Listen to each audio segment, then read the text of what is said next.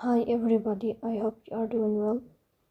Today we'll talk about how to fix or how to solve the problem of Mango app. You will click on settings in this page. You will go to apps, default apps, app settings. Here you will search about the application of Mango and you will click here. In this page of app info, you will click on first stop and you will click OK. Here you will enter to the window of storage.